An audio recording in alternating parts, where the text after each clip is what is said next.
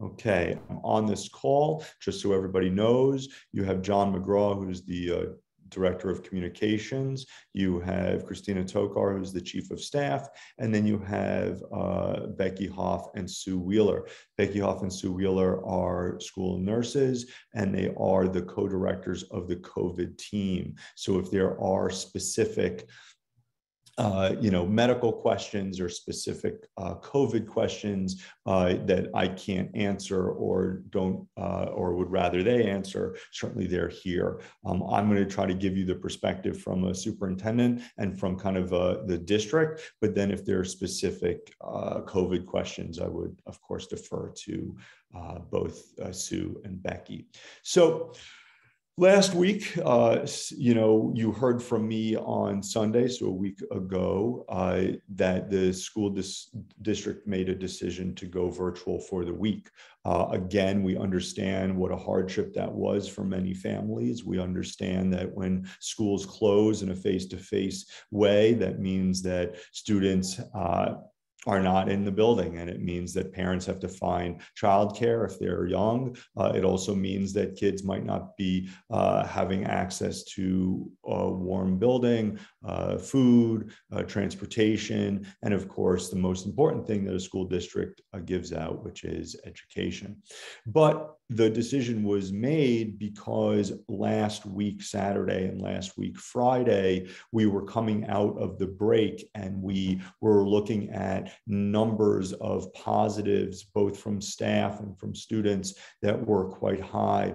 To just remind everybody, because we were on break for 2 weeks, we didn't necessarily have as much information about how our staff was doing because they were on vacation, and rightfully so. And so starting around Friday, staff started to let us know their positivity rate or if they were exposed to COVID, because our district, we try to be really conservative in terms of taking COVID super seriously. So even if you are vaccinated or unvaccinated, if you're a staff member and you are a close contact, we actually ask that you stay home for a couple of days and then come back to the district and then test to stay, taking a rapid test so we know if you have COVID or not. So last week, Friday and early Saturday, we were looking at numbers that made us really worry about opening up school. So we made the difficult, but I think correct decision to close schools down in a face-to-face way and open up in a virtual way. We had 2 days of asynchronous learning, which gave our staff time to make sure that they had their lessons online, which gave us time to have laptop distribution and food distribution. And then by Wednesday, we were able to have synchronous learning, which we find to be better than asynchronous learning. Synchronous learning being you see the teacher sees you, and there's a lot more interaction rather than here's an assignment online or here's something to watch. So we were able to transition to synchronous learning Wednesday, Thursday, and Friday. In addition, we were able to give out food on Wednesday for Wednesday, Thursday, and Friday. And again, this decision was not made lightly, but the decision was done in not only an abundance of caution, but based on the data that we received. So then you say, okay, well, Superintendent Schuldiner, Ben, which is what everybody calls me, then what precipitated the decision to open up this week? Why would you do that in the face of this information? Well, it's because the information we have now, which is much clearer and much better, which gives us a sense of where our staff is and where our students are, it allows us to really feel comfortable opening up. So what is the information we have? On Thursday, we rapid tested either exactly 400 or a little bit over. Sue can tell you the number. It was something like 402, and so we have about 1,200 staff members in our district. And so when you're testing a third or almost a third of your staff, you can get a really good indication of what is your staff positivity rate, and then also what is your staff quarantine rate. So again, yes, we care deeply about our students and we want our students to be safe, but some of the major discussions about opening up a school or opening up a building is contingent on both students, but also staff. You can understand that if you had 2 fifth grade teachers in a school and 1 fifth grade teacher is out, so a 50% absence rate, a lot of times what schools do is that you would combine the class, or you would figure out a way for one teacher to kind of support both. Well, one of the reasons why our district has had actually very low transmission rates in school, that's not community transmission, but a student getting it from another student, a teacher getting it from a student, or a student getting it from a teacher, that number has actually been extraordinarily low. If you take out our sports teams, we're actually looking at well under 20 for the entire last 5 months. So that allows us to say, wow, the in-school transmission is low. We feel comfortable opening school back up if we can continue our mitigating strategies. And what are those? Masks, vaccines for staff, vaccines for kids if they want them, social distancing if we can, classroom seating charts, classroom cohorting, classroom distancing, all the different things that we are trying to do in a district that really allowed us to keep that transmission level really low. But the fear from our standpoint last week was, well, if you're looking at a staff absence rate of 20%, 30%, in school, some schools it might have even been 40%, we can't continue to do those kinds of strategies, which we find to be really, really good. But what was nice about testing a third of our staff, and of course having all of the staff in person during the week, was we were able to get not only a direct, how are you feeling? Is anybody sick? But also the response of the exams, the COVID exams, the testing, we knew what our positivity rate was. And what was incredible, and this I have to thank our staff for taking this so seriously, is that our actual staff positivity rate was below 5%. So that means that we feel very comfortable being able to have teachers in the building and not needing either a million subs or needing to combine classes or needing to have to shut things down. So we always are coming from the idea of live school is better, person to person is better. We know that. Now, that doesn't mean that online learning isn't great and can't be great. We have over, I think, 600 students at our online school. But in general, most of our families want face-to-face instruction. Most of our teachers want to teach face-to-face, and it's up to the school district to make sure that that happens in a safe and secure environment. And so that's why on Thursday, when we were able to test a third of our entire staff, and we saw that our positivity rate was well below 5%, we knew we had the ability and really the kind of the mandate to open back up. Now, these decisions are never made lightly. We, from a superintendent standpoint, are in conversation with all of the unions. The unions were certainly informed. We had meetings with all the union presidents on Tuesday. We talked to them individually. We talked to them as a group. We talked to teachers. We talked to principals. This decision is certainly never made in a vacuum. But when you look at the response rate, and if those of you remembered, I said we would be able to have an answer for you on Thursday because that was going to be the second day of testing. We tested staff on Monday. We tested staff on Thursday. We were able to make that decision in the early afternoon on Thursday. I think it was about 2 or 3 o'clock, which was what we said we were going to do. We looked at those numbers, and we felt pretty comfortable. And so that's why we made the decision. And I do hope, I'm new to Lansing, as I think you all know, but I understand that historically there hasn't been a lot of trust of the school district, and that's okay. I mean, I'm sure there were a lot of really good reasons for that. But I hope that what you're seeing now is last week we were very clear, very transparent about how we made our decisions, why we made our decisions. I made some promises that I knew I could keep, which was to tell you an answer by Thursday. We were able to do that.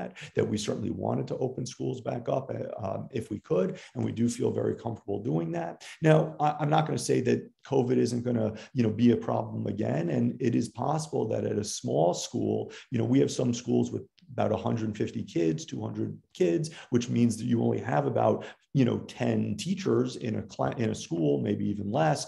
And if two of those are out, which would still mathematically mean that we could still have a 5% positive rate, there would be a possibility of having to go virtual for like one individual school. But as a district, when we look at a district level, what we're seeing are numbers that we feel very comfortable with. So again, less than 5% positivity rates. And also because we have our test to stay model, teachers who are close contacts, unless they're home contacts. So like if you're, husband or wife or partner or brother or sister that you live with have it, that's a little bit different. But if you've been close contact, you're only out for 2 days, you then test to stay. And again, what are we finding? That our close contact folks are not actually getting COVID.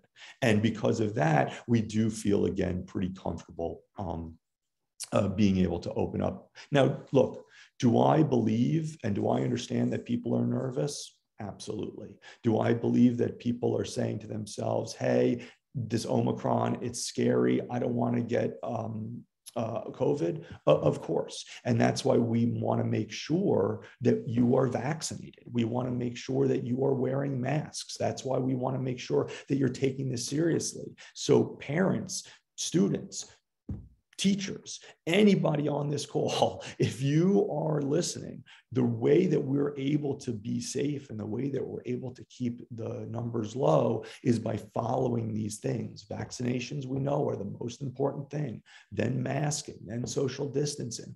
All of those things are super important. And so that's why we want to make sure that we're doing that. So that's kind of the overview. Again, yes, the community numbers are high. We understand that. The numbers in the state of Michigan are high. The number in the country, the numbers are high, but the numbers for the school district, for our staff, for our students, actually seem to be lower. And what we know, and this is true around the country, is schools are some of the safest places to be, that we're not seeing the transmission between people when they're at school. So that should hopefully actually give you parents a sense of comfort.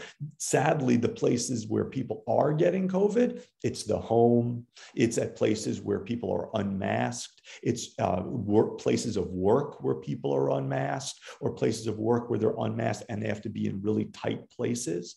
But again, in schools, the transmission themselves are really low. We made the decision to go online because we didn't think we could open up the school safely with staffing and mitigation and testing. But we now know we were able to test the staff. We have rapid tests available at our schools. We have vaccines available at our clinics. And so that's why the decision was made to open back up. However, I can't in good conscience say to you, you shouldn't feel worried. That's up to you. I understand the world is crazy right now. We understand that. And so we believe that as a school district, we should be open for the community, for our children, for our families, for our staff, because we know schools are safe. But if you're continuing to be concerned, we hear that. And that's why we're available. That's why our COVID response team is available. That's why we tell people to wear masks and be vaccinated and socially distance. But again, we made this decision. We felt comfortable making this decision going forward. So with that, I'm sure there are lots of questions. So Christina, if you could just kind of give me a sense of some of the questions and I'll try to answer them as best as I can. Sure. So there's been several questions about what is our test to stay policy? What does that look like for our students who are vaccinated, unvaccinated? Is there any difference, or just what does that look like in a whole?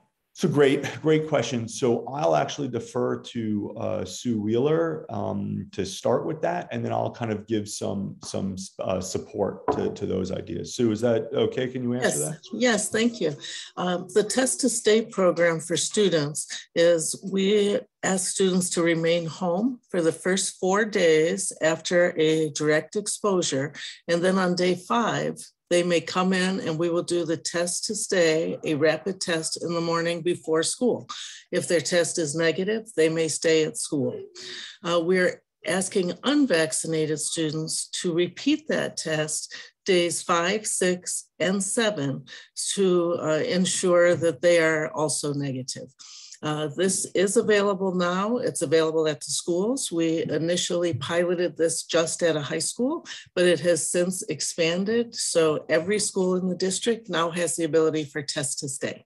Thank you, Sue. So one of the great things that Sue and Becky have been able to oversee is the hiring of more than 25 medical assistants, one at each school.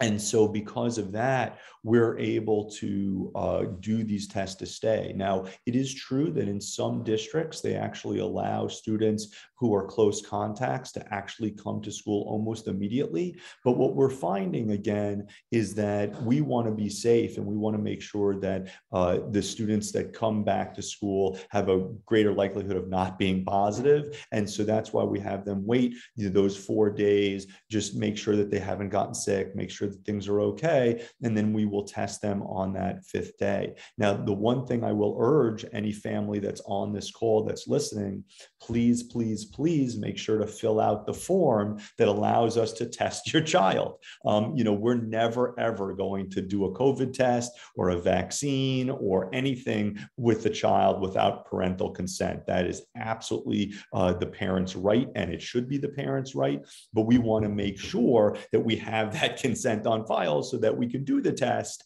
so that we can make sure that your child can come to school. Again, our numbers, our actions are conservative. We know that there are some places that actually allow kids back a lot sooner, but we have found right now, at least, that the 4 days kind of rest period makes a lot of sense. However, we are thinking about this, and we are going to be looking at more and more data to see if it's possible in the next month or 2, reduce that number from 5 to maybe 3, so that we can get kids back even quicker. So that is certainly our hope. So it's a great question. All of this is published. We try to send out constant communication with everybody. And certainly if you don't hear from us, or if you have any questions, just email the COVID response team, email your principal. I'd say email me, which many people do, but it's probably better to email the COVID team as well as your principal, but we'll certainly get back to you. What are some other questions, Christina? Sure. So I just wanted to follow up on some of the answer that was just given about being allowed, or having a parent confirm that we're allowed to test them, that sort of thing. So I just wanted to let the parents who are asking questions online know. We have emailed out the form, and we are emailing out the form again. And it's an electronic form where you'll just list your child's name and whether or not you consent for them to be able to be tested at school.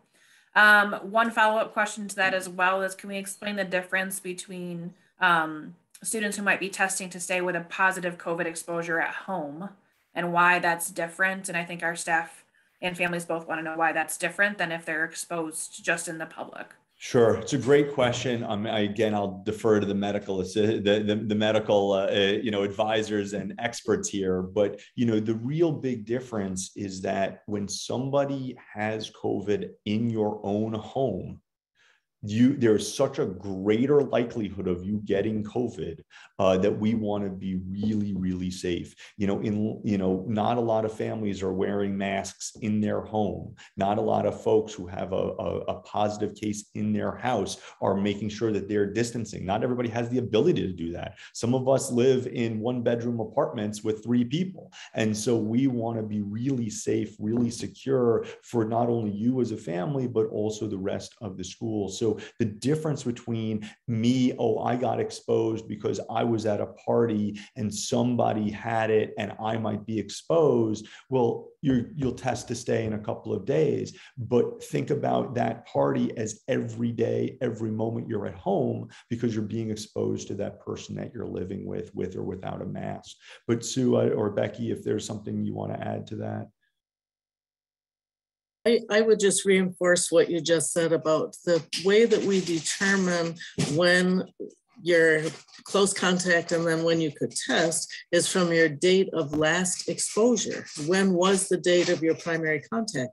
If you live in the same home, then every day you have a new contact. So we ask that you wait until the end of your positive family member's 10-day quarantine, and then we will implement the wait the days and come in and do the testing. But it's easiest to think about it as every day that you're with your family member, that's like a new exposure all over again. So your days, the counting for that begins again. And we frankly believe that this is part of how we've been so successful in keeping low transmission within school. You know, school, I definitely echo what you say. School seems to be one of the safest places to be. Yeah. Sadly, homes, restaurants, gyms, other places, it's different. But schools, you have classrooms, there's space. You don't have to be so close. I mean, some people have jobs where you're physically have to be so close to each other, but we're able to do it. Now, I do notice someone in the chat, and I'll answer it, although I'll defer to Christina to ask me more questions, is, look, are the schools perfect? Absolutely not. Is it possible that you've walked into a school and you've seen people not necessarily wearing their masks fully? Sure. But this is that whole kind of, and it's something we're working on clearly, right? We walk into schools every day. If I see a student or a teacher without a mask, I always, tell them to put it up. But, in general, in the 26 schools that we have that I visit, we really do see some really strong compliance. And the reason why we know that the compliance is happening is that, again, our transmission rates are really low in the school. Where our transmission rates are not low are the sports teams. And sadly, that we kind of knew that, and that's why we have to test the sports teams differently, mainly because the state association tells us to, but it's because those are places where people are not wearing masks. And so, even though they're trying their best,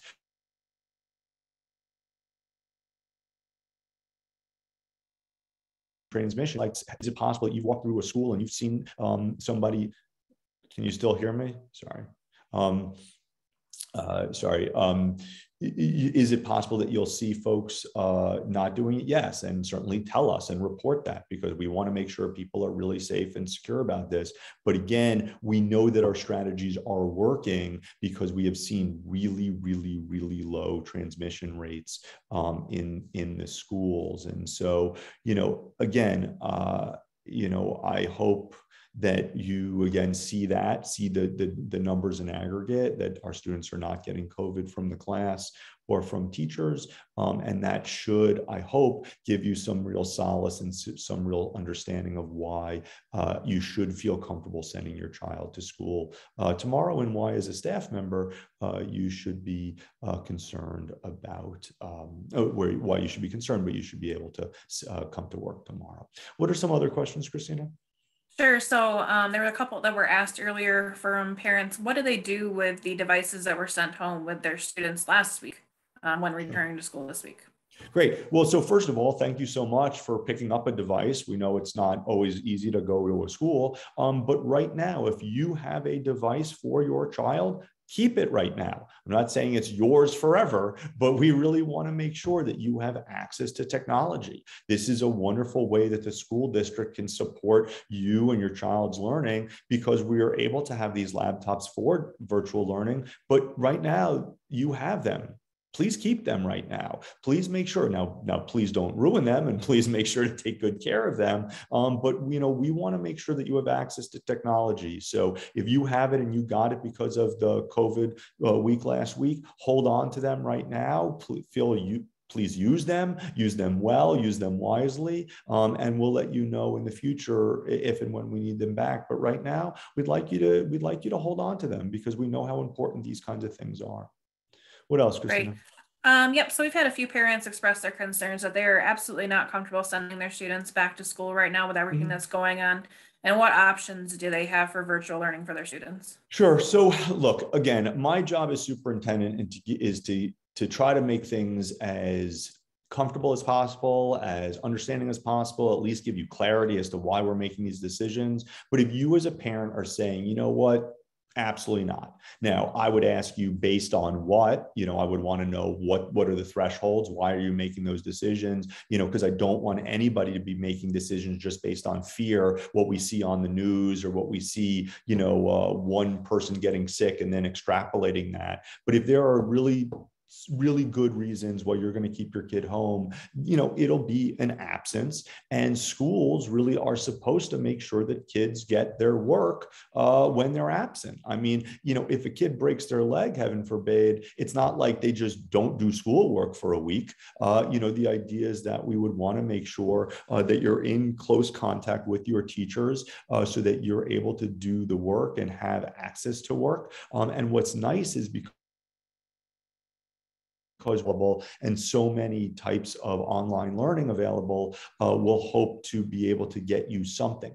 But this is not in lieu of class, right? We do have an online school, which, we do have an online school. And if you are interested as a family to transfer your child for a truly virtual school, we're happy to have that conversation. But if you're just talking about feeling comfortable for a couple of days, it'll be like an absence, and the teachers should be providing work and making sure that they're up to date. And I ask really as a superintendent to you as a family member is please make sure your kid does the work, right? I don't want your child to think that the day not going to school is a day off, right? It's not vacation, but please make sure that you help support us when that child gets the work from the teacher so that they can keep up to date. Now, look, are we going to be looking at alternative methods and what types of things we can do moving forward? Absolutely. But that's why we created the online school, just for that reason. So, we really do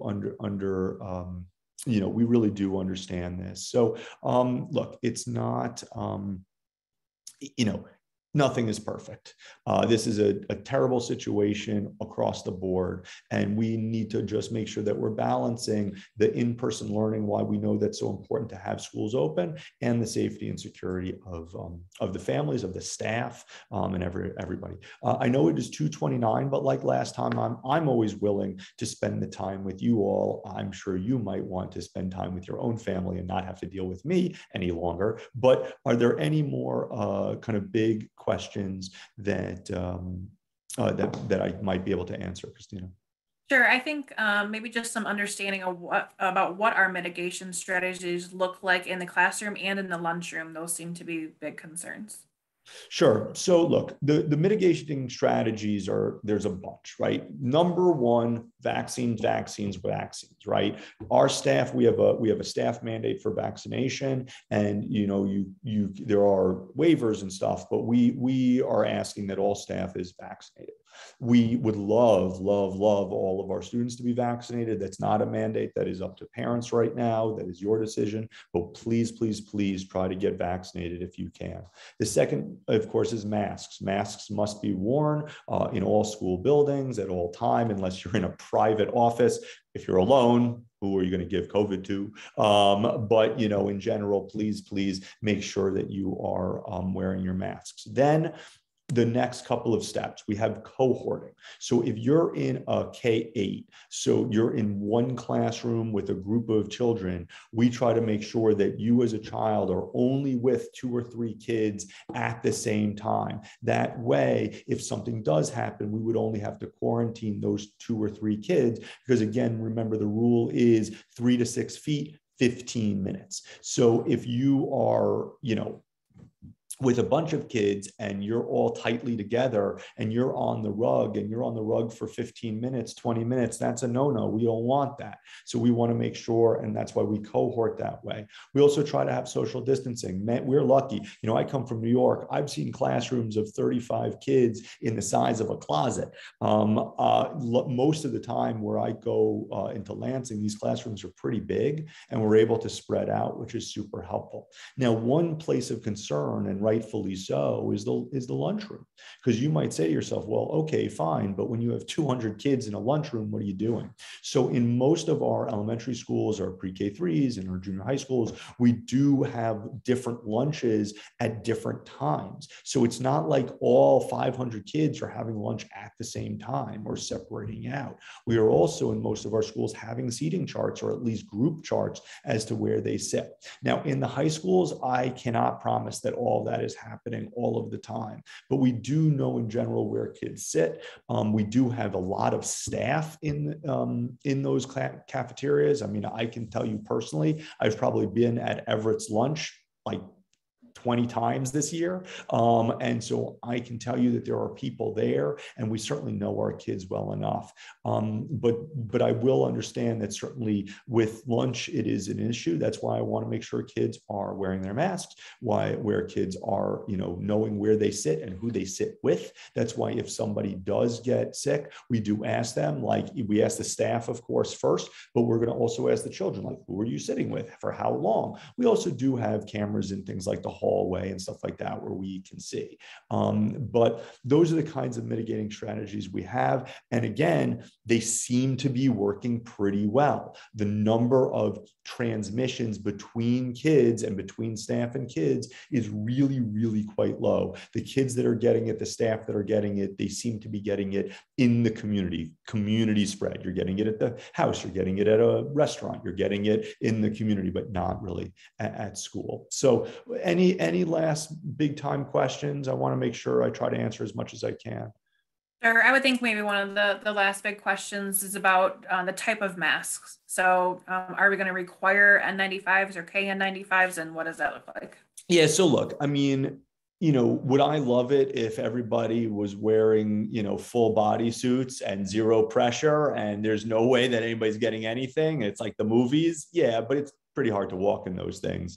But, you know, if you have access to KN95s or N95s, please use them. We do find that they are better, but the district isn't really in a position to start mandating that stuff. What I can tell you, which I'm really proud of, is we do have those surgical masks, the trifold masks, that also seem to be very good. And we have those for students, for staff. When you walk into our schools, we usually have a box of those masks ready and a bottle of hand sanitizer. You know, we are taking this very seriously. But in terms of mandating the kind of mask, that's going to be really hard. I mean, just the amount of, you know, the micromanaging of this would just, we wouldn't have the time to actually keep people safe, you know, but that's why we do provide those 3-level, you know, those kind of surgical blue masks that work really well. The most important thing is, if you have a mask, please wear it,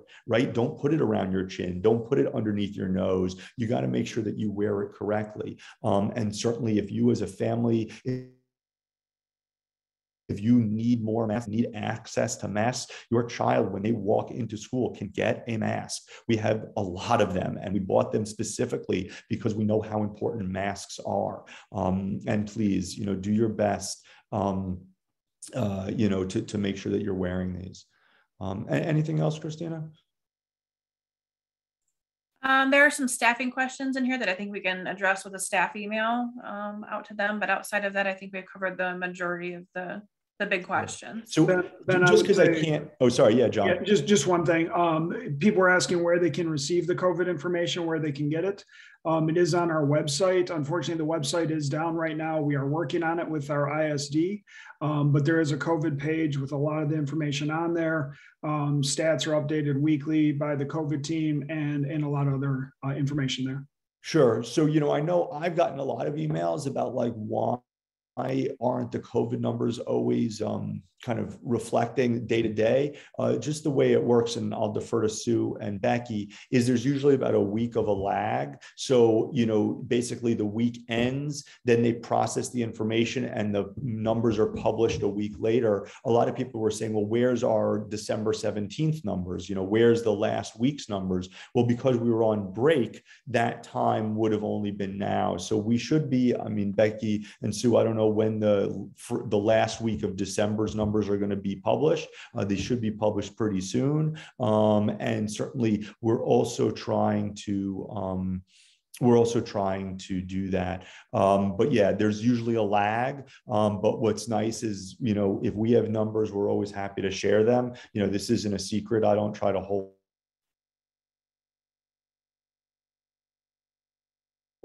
on to things. Try to send this stuff out as much as humanly possible so that you can have it. One last thing, only because I find it to be such a interesting Michigan only thing. A lot of people ask about this thing called Count Day.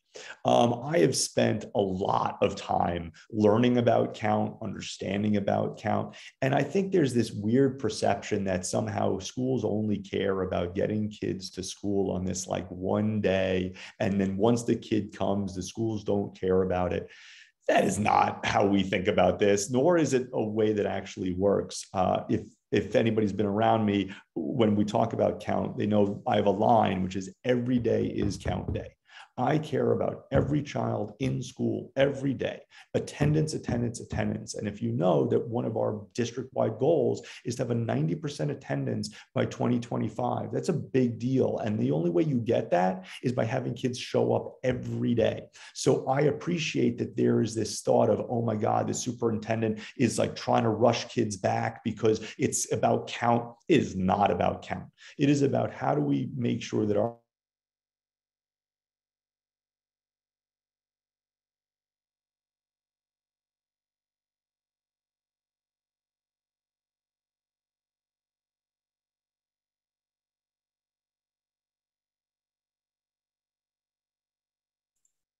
Frozen up.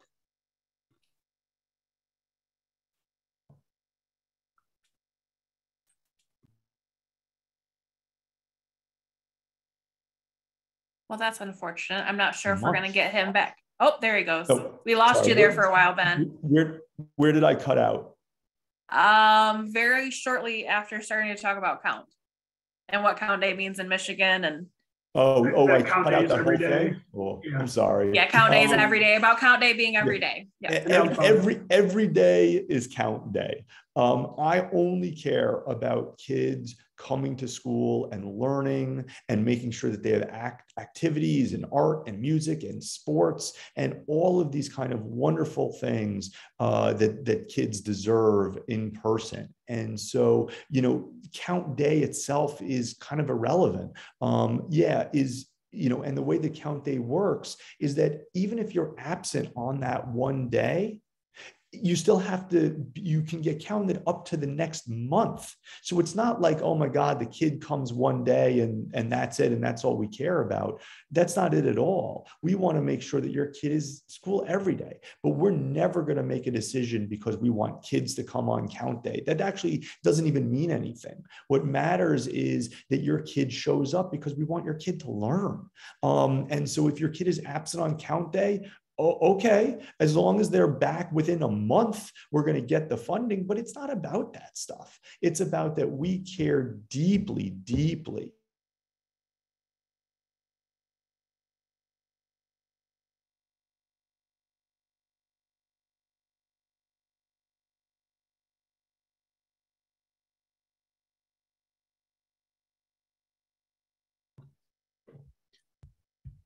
Ben, if you can hear us, we lost you again towards the end of that. We'll give him another minute to see if his connection reestablishes.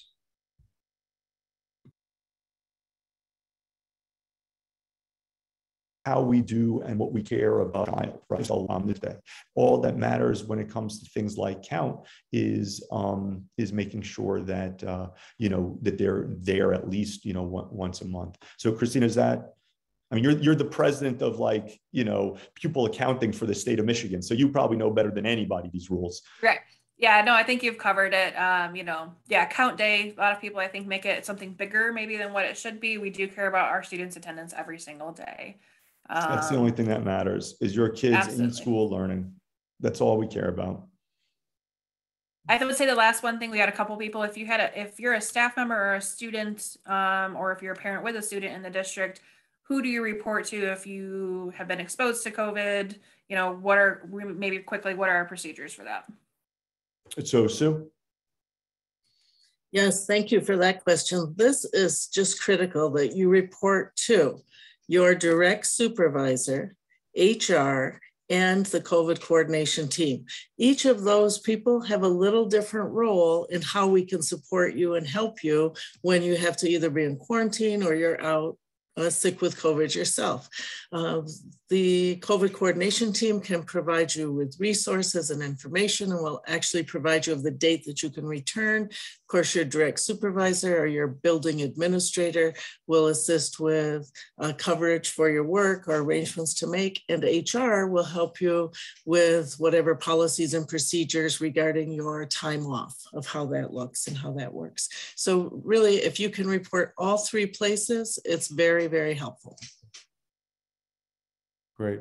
And then what about for our students or families? Oh, thank you. For our students and families, you can simply call your child's school and report there, and then they will connect with the COVID coordination team. Or you're also welcome to report to the school, and then either a phone call to the COVID coordination team, which is 755-1500, or an email to us, which is simply cct@lansingschools.net. And then again, someone from the COVID team will reach out to you and be able to answer questions for you and give you the correct date that your child is eligible to return for test to stay or simply to return. Great. So again, you know, I think we've answered a lot of questions. I'm sure we didn't get to all of the questions, but again, if you have more questions, please email them to us. You know, I don't want to take more and more of your Sunday. You know, we've answered a lot of questions, but if anybody has any more questions, please feel free to just email me, you know, ben.schuldner@lansingschools.net. I really try to respond within 24 to 48 hours. And then if there's specific questions about COVID, please email CCT, COVID coordinating team, CCT, @lansingschools.net. And that way we're going to try to get your questions answered as best we can. So with that, it is 2:44. Thank you so much for spending the time with us today. I do appreciate the need for consistent and constant communication from the superintendent's office, but I also hope that we recognize that things like COVID, the conversation and the communication is also going to be coming from the COVID team. It's very important that the information about COVID is coming from the COVID team. So that's why you're seeing a lot of emails from them and not necessarily from a superintendent. But I do like this idea of having these kind of weekly updates where we can try to get you some information and a way to answer some of these questions. So you gave me 45 minutes. Thank you so much for your time. We look forward to opening schools up tomorrow morning. I will certainly be at many schools tomorrow morning, and I hope to see you if you're staff and you if you're students there. Thank you so much. Have a wonderful day, and let's open schools up tomorrow.